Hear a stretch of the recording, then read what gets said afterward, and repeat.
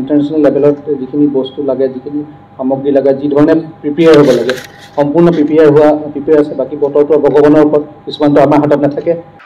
বৰ্ষাপাৰাত নেৰানেপেৰা বৰষুণ, পৰিত্যক্ত কলকাতা ৰাজস্থানৰ IPLৰ মেচ, আশাহত হাজাৰ হাজাৰ ক্ৰিকেট অনুৰাগী।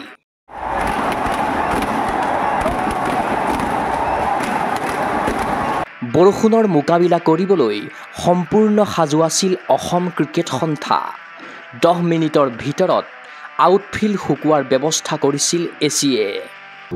বৰষুণত আমাৰ আউটফিল্ডত আমি 10 মিনিটৰ ভিতৰতে আমাৰ পানী বহি দিয়া হেৰি আছে, কাৰণ এইখন আমাৰ চেণ্ডবেজ ষ্টেডিয়াম গ্ৰাউণ্ডখন, আৰু তাৰ বাবে আমি ব্যৱস্থাও কৰিছোঁ। গোটেই গ্ৰাউণ্ডখন থাকিব পৰাকৈ আমি যোৱা বছৰে আমি এইটো কৰিছিলোঁ, আৰু এই বছৰো থাকিব তেনেকুৱা সুবিধা।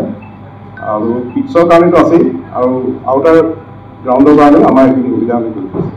মেচৰ পূৰ্বে ৰাজস্থান ৰয়েলছৰ অধ্যক্ষ ৰঞ্জিত বৰঠাকুৰেও আশা কৰিছিল বৰষুণ দিলেও কলকাতা আৰু ৰাজস্থানৰ মেচখন অনুষ্ঠিত হ'ব।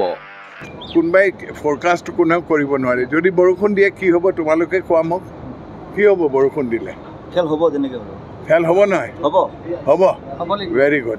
হাজাৰ আশা বুকুত বান্ধি দেওবাৰে বৰ্ষাপাৰাৰ এচিয়ে ক্ৰিকেট ষ্টেডিয়ামলৈ আহিল অনুৰাগী।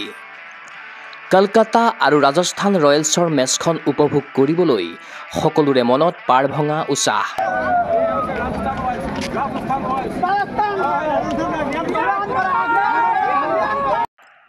কিন্তু টছ কৰাৰ আগতেই আৰম্ভ হ'ল বৰষুণ।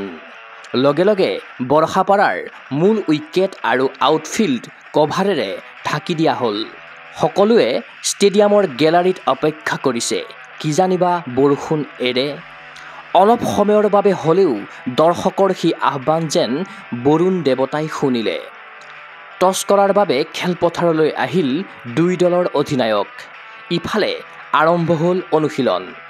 টছত জয়ী হৈ কলকাতাই প্ৰথমে বলিঙৰ সিদ্ধান্ত ল'লে। সন্ধিয়া 7:30 বজাৰ পৰা অনুষ্ঠিত হ'ব লগা মেচখন নিশা প্ৰায় 10:35 অনুষ্ঠিত হ'ব বুলি জানি আনন্দত আত্মহাৰা হ'ল দৰ্শক।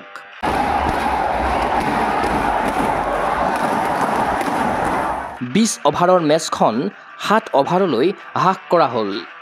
কিন্তু বিধিৰ কি পৰিহাস, ঠিক সেই সময়তে পুনৰ আৰম্ভ হ'ল বৰষুণ। এইবাৰ খেলখন পৰিত্যক্ত বুলি কৰা হ'ল ঘোষণা। স্ক্ৰীণত এই কথা দেখাৰ লগে লগে আশাত চেঁচা পানী পৰিল অনুৰাগীসকলৰ। ইফালে গধূলিৰ পৰা নেৰানেপেৰা বৰষুণৰ পাছতো বৰ্ষাপাৰাত প্ৰায় 27 মিনিটত টছ কৰিব পৰাকৈ ষ্টেডিয়াম সাজু কৰি তুলিব পৰাটো অতি প্ৰশংসনীয়। গ্ৰাউণ্ডছমেন তথা কিউৰেটৰসকল নিশ্চয়কৈ এই কৃতিত্বৰ অংশীদাৰ। মেচখন অনুষ্ঠিত নহ'লেও গ্ৰাউণ্ড ষ্টাফসকলৰ ওচৰলৈ আহি কৃতজ্ঞতা জনালে কলকাতা নাইট ৰাইডাৰ্ছ আৰু ৰাজস্থান ৰয়েলছৰ খেলুৱৈসকলে। গ্ৰাউণ্ড ষ্টাফৰ সৈতে একপিকৈ ফটো উঠিলে ঘৰুৱা দল ৰাজস্থান ৰয়েলছৰ অধিনায়ক সঞ্জু চেমছন আৰু অসম সন্তান ৰিয়ান পৰাগে। এইবাৰ ৰিয়ান পৰাগে খেলপথাৰৰ পৰাই অনুৰাগীৰ অভিবাদন গ্ৰহণ কৰিলে। মৰমৰ চিনস্বৰূপে ৰিয়ানে একাংশ অনুৰাগীলৈ নিক্ষেপ কৰিলে অনুশীলনৰ বল। ঘৰুৱা মাটিত ঘৰুৱা লোকৰ সমৰ্থনত ৰাজস্থান ৰয়েলছে গুৱাহাটীত দ্বিতীয়বাৰৰ বাবে প্ৰদৰ্শন কৰিব নোৱাৰিলে বেট বলৰ যাদু। চাবলৈ নাপালে লোকেল বয় ৰিয়ান পৰাগৰ বেটিং তাণ্ডৱ। বহু বেদনা বুকুত বান্ধি ষ্টেডিয়ামৰ পৰা বৰষুণত তিতি ঘৰমুৱা হ'ল দৰ্শকসকল। 17 পইণ্টেৰে প্লে অফ তালিকাৰ তৃতীয় স্থানত থকা ৰাজস্থানে অহা 22 মে'ত RCBৰ বিৰুদ্ধে আহমেদাবাদত খেলিব এলিমিনেটৰ মেচ। ইফালে বৰ্ষাপাৰাত এটাও বল ক্ৰিজত নপৰাৰ বাবে বৈধ টিকটৰ মূল্য উভতাই পাব দৰ্শকে।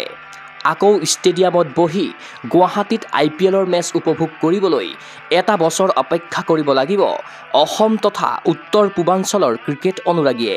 চিন্ময় বৰাৰ প্ৰতিবেদন, গগো স্পৰ্টছ NA।